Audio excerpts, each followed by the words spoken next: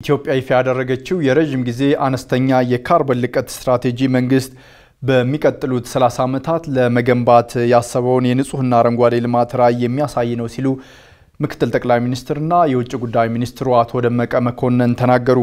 ለስትራቴጂው ተግባራዊነት ኢትዮጵያውያንና ዓለም አቀፉ ማህበረሰብ ትብብር ማድረግ እንደሚገባቸው ተጠይቋል። የፕላንና ልማት ሚኒስቴር ኢትዮጵያ በቀጣይ 30 ዓመታት ልትመራበት የምትችለውን የዝቅተኛ ካርበን ልቀት ስትራቴጂ እቅድም ይፋ አድርጓል። ድልነሳ መንግስቴ ዝርዝር ዘገባ አዘጋጅቷል። ኢትዮጵያ በአየር ንብረት ለውጥ ተጽዕኖ ሳቢያ በእጅጉ እየተፈተነች መሆኗ በተደጋጋሚ የሚታይ ክስተት ነው። በዚህም የተነሳ ለአየር ንብረት ለውጥ ምላሽ መስጠት በመንግስትም ሆነ በሌሎች ባለድርሻ አካላት ከፍተኛ ትኩረት የሚሰጠው ጉዳይ ሆኗል። የአየር ንብረት ለውጥን ተከትሎ የሚከሰት ችግር በሁሉም የልማት ዘርፎች ላይ አሉታዊ ተጽዕኖ የሚያሳድርና የሰው ልጆችን የአኗኗር ዘይቤ የሚያዛባ መሆኑን ምክትል ጠቅላይ ሚኒስትርና የውጭ ጉዳይ ሚኒስትሩ አቶ ደመቀ መኮንን ተናግረዋል። የረጅም ጊዜ የአነስተኛ ካርቦን ልቀትና ለአየር ንብረት ለውጥ የማይበገር አረንጓዴ ስትራቴጂ እቅድን ይፋ ለማድረግ በተዘጋጀው መርሃ ግብር ላይ የተገኙት አቶ ደመቀ ኢትዮጵያ ችግሩን በመረዳት የአረንጓዴ አሻራን ከራሷ አልፋ አፍሪካዊ ለማድረግ በመንቀሳቀስና ሌሎች ችግሩን ሊቀርፉ ይችላሉ ያለቻቸውን ፕሮግራሞች በመስራቷ ውጤት እያገኘች መሆኗን አብራርተዋል። ይህ ስትራቴጂ የኢትዮጵያ መንግስት በሚቀጥሉት 30 ዓመታት ለመገንባት ያሰበውን የንጹህና አረንጓዴ ልማት ራዕይን ያለመ ነው። የአየር ንብረት ለውጥ እያደረሰ ካለው ተጽዕኖና ከችግሩ ስፋት አንጻር በልማት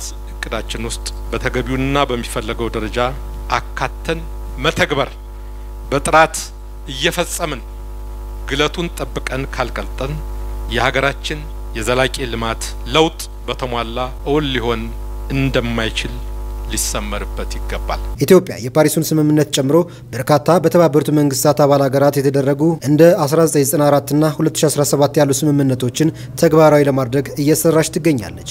የፕላንና ልማት ሚኒስትሯ ዶክተር ፍጹም አሰፋ እንዳሉት የ30 ዓመት እቅዱ በተሟላ ሁኔታ ተግባራዊ ከተደረገ 66 በመቶ የጂዲፒ እድገት ማስመዝገብ፣ በማጣጣሚያ ተግባሮች 200 ሚሊዮን ቶን የሰብል ምርት ብክነትን ማስቀረት፣ በኢነርጂ አጠቃቀም በአማካይ $41 ቢሊዮን ወጪ መቆጠብ፣ 560 ሚሊዮን ቶን የካርቦን ዳይኦክሳይድ እኩሌታ የሙቀት አማቂ ጋዝ መቀነስ ያስችላል ሲሉ ተናግረዋል። የረጅም ጊዜ አነስተኛ ካርበን ልቀት ለአየር ንብረት የማይበገር ልማት ስትራቴጂ ዓላማ እንደ አውሮፓውያን አቆጣጠር በ2050 አካባቢ የምንለቀው የሙቀት አማቂ ጋዝ ከምናስወግደው ጋር ተመጣጣኝ እንዲሆንና ልማታችንና ህዝባችን ለአየር ንብረት ለውጥ የማይበገሩ ሆነው የሚከሰተውን የአየር ንብረት ለውጥ ተጽዕኖ የመቋቋም አቅማቸው ጎልቶ ማየት ነው።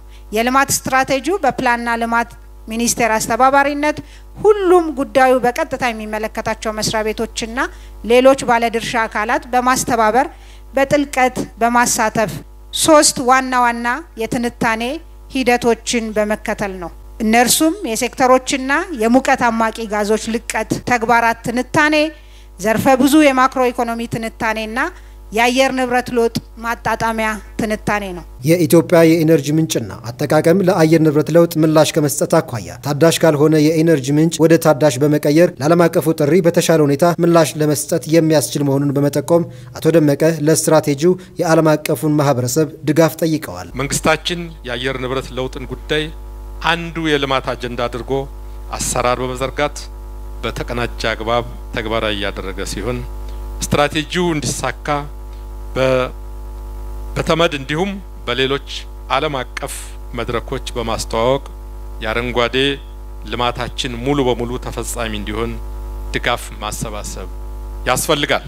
በዚህ አጋጣሚ የልማት አጋር አካላትና ሌሎች ባለድርሻ አካላት በዓለም አቀፍ የአየር ንብረት ለውጥ ስምምነቶች መፈረስ በፋይናንስ በአረንጓዴ ቴክኖሎጂ ሽግግርና በተፈላጊ ሙያዎች ድጋፍ በማድረግ ከኢትዮጵያ መንግስት ጎን እንደሚቆሙ ጥሬን ለማስተላለፍ እወዳለሁ። በመርሃ ግብሩ ላይ የፌዴራልና የክልል ባለስልጣናት፣ ዲፕሎማቶችና አምባሳደሮች፣ ደጋፊ አካላትና ሌሎች ጥሪ የተደረገላቸው እንግዶች የተገኙ ሲሆን ለእቅዱ ተግባራዊነት ግብዓት የሚሆን የፓናል ውይይት ተደርጓል።